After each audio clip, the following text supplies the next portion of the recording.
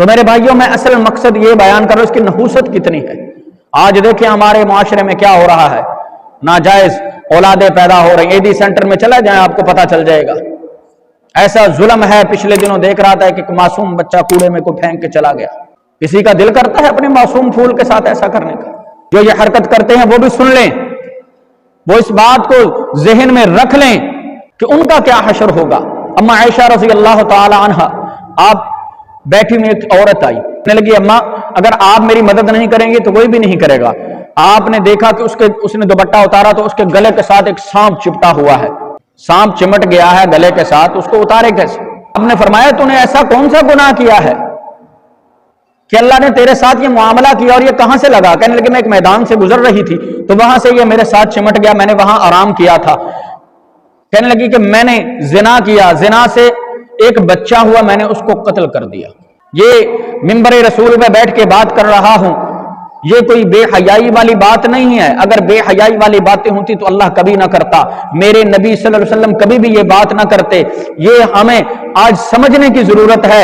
آج منبر رسول پہ بیٹھ کے جنت کی خوشخبریاں سنا کے چلے جانا یہ میرے لیے آسان ہے، آپ کے لیے سننے میں دلکش ہے، لیکن اگر میں نہیں بتاؤں اللہ کے نبی صلی اللہ علیہ وسلم کے واقعات، آپ صلی اللہ علیہ وسلم کا دین نہ بتاؤں تو میرے آنے کا فائدہ نہیں، آپ کا مسجد میں آ کے سننے کا فائدہ نہیں۔ یہ ہمارے معاشرے میں آج بہت زیادہ پھیل چکی ہے چیز۔ گناہ کو گناہ کر لیا، گناہ سمجھتے نہیں، اگر کر لیا ہے تو اس کے بعد اس بچے کو ظالموں کیوں قتل کر دیا؟ تو اس کا کیا قصور ہے؟ گرل فرینڈ ہے جی یہ میری، تعلقات قائم ہو گئے ہیں، شادی سے پہلے زنا کر لیا ہے۔ نبی کریم صلی اللہ علیہ وسلم آپ نے فرمایا کہ غیر محرم عورت، اس کا اگر کسی نے بوسہ لیا تو اس کے ہونٹ جلا دیے جائیں گے جہنم کی آگ سے۔ آج زنا کو معمولی سمجھ لیا ہم نے۔ وہ عورت جب عائشہ نے یہ سنا تو اس کو گھر سے نکال دیا، آپ نے اپنی باندی کو اس کے پیچھے لگایا، آپ گئیں جا کے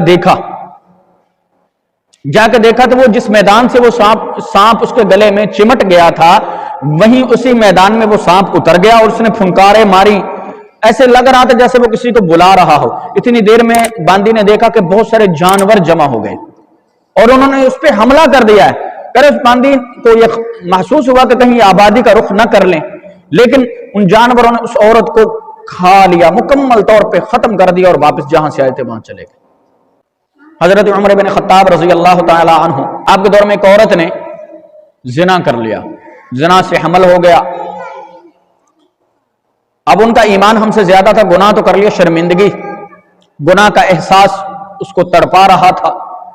آئیں کہنے لگیں کہ امیر المؤمنین میں نے گناہ کر لیا ہے تو مجھ پہ حد جاری کیجئے، جو اللہ کا حکم ہے، تلک حدود اللہ، اللہ کا جو حکم ہے اس مجھ پہ جاری کیجئے۔ تو آپ نے فرمایا کہ تیرا حمل جب ہو جائے تو پھر آنا، قربان جاؤں، یہ ہے میرے نبی کا دین۔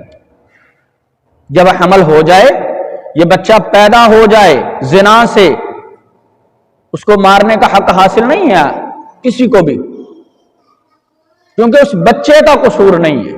حمل ہو گیا، دوبارہ آئیں، آپ نے کہا لے جاؤ، جب دودھ پلا دیں، 2 سال دودھ پلاؤ پھر آنا۔ 2 سال دودھ پلا دیا، 2 سال کے بعد دوبارہ آئیں، آپ نے فرمایا جاؤ جب بچہ روٹی کھانے لگ جائے تو پھر آنا۔ بچے کے ہاتھ میں ٹکڑا ہے، جب دوبارہ آئی ہیں آپ نے اس عورت کے اوپر حد جاری فرمائی۔ اور ایک صحابی کا واقعہ آتا ہے، نبی کریم صلی اللہ علیہ وسلم کے پاس آئے، فرمایا یا رسول اللہ صلی اللہ علیہ وسلم میں نے گناہ کر لیا ہے، زنا ہو گیا ہے۔ اللہ کے نبی صلی اللہ علیہ وسلم نے 1 دفعہ منہ پھیرا، 2 دفعہ پھیرا، تیسری دفعہ پھیرا، لیکن وہ صحابی بار بار آ جاتے، تو اللہ کے نبی صلی اللہ علیہ وسلم نے صحابہ سے فرمایا اس کو لے جاؤ اور حد جاری کر دو۔ ایک روایت میں آتا ہے کہ جب صحابہ نے حد جاری کی وہ اٹھ کے بھاگے تو صحابہ نے پھر پکڑ لیا۔ اللہ کے نبی صلی اللہ علیہ وسلم کو پتہ چلا تو آپ نے فرمایا کہ یار تم اسے جانے دیتے۔